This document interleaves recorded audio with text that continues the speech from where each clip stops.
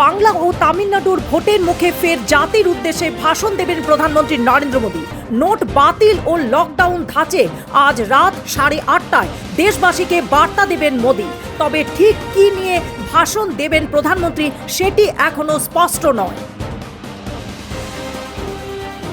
কেন্দ্রীয় সরকারি কর্মীদের সুখবর, মন্ত্রিসভার বৈঠকে সরকারি কর্মীদের জন্য 2% ডিএ বৃদ্ধির প্রস্তাব দিল মোদী সরকার। বাংলা ও তামিলনাড়ুর ভোটের মুখে এই ডিএ বৃদ্ধি মোদী সরকারের মাস্টার স্ট্রোক বলে মনে করছে একাংশ।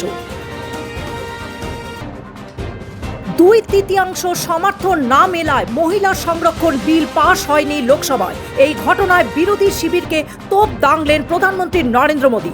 ভুল করল, এর ফল ভুগতে হবে, মন্তব্য মোদীর।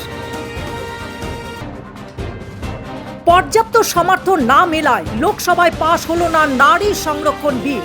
এদিন মহিলা সংরক্ষণ বিল ফেল হতেই মমতা বন্দ্যোপাধ্যায়কে ফোন করে শুভেচ্ছা জানালেন অখিলেশ যাদব। ভারতকে ফের রুশ তেল কেনার অনুমতি দিল আমেরিকা। মার্কিন রাজস্ব দপ্তরের তরফ থেকে বিবৃতিতে একথা ঘোষণা ডোনাল্ড ট্রাম্প প্রশাসনের। এই পদক্ষেপে ভারত লাভবান হবে অনেকটাই, সে কথা বলাই বাহুল্য। শনিবার আবার হরমুজ প্রণালীতে অবরোধ শুরু করার কথা ঘোষণা করল তেহরান।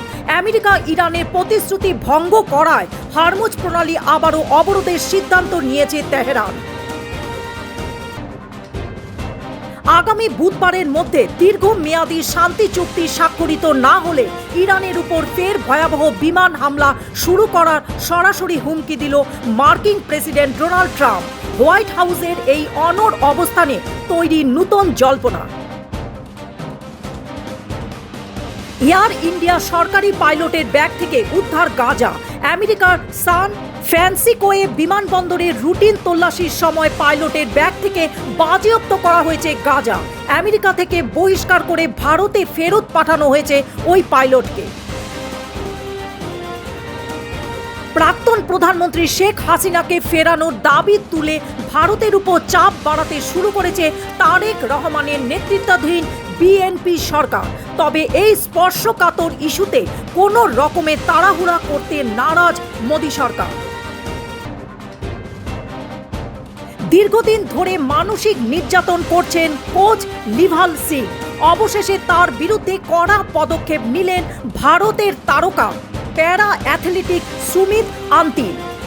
SAI এর কাছে চিঠি লিখে অভিযোগ জানিয়েছেন সোনা জয়ী সুমিত। তাকে সমর্থন করে কোচের দিকে আঙ্গুল তুলছে নীরজ চোপড়াও।